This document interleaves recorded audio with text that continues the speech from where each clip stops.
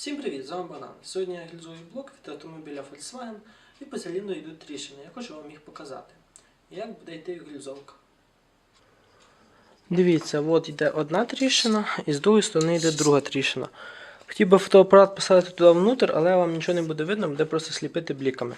Значить, що ми тут робимо? Ми тут робимо гільзи більші на 1,5 мм, щоб гільза була жорстка і ми її могли загільзувати.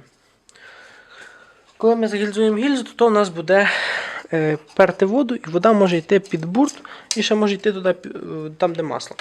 Через то, во время гільзовки ми промащуємо це все клеєм Loctite і загільзуємо.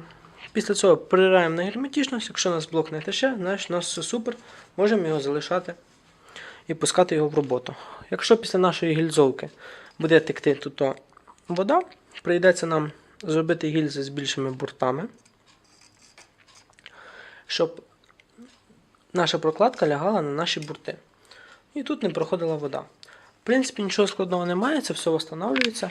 Тільки треба робити все з натягом, з клеєм, і тоді все буде добре. І обов'язково перевіряти на герметичність. Всім дякую за увагу. Кому сподобалось відео, підписуйтесь на мій канал, ставте великі пальці вверх.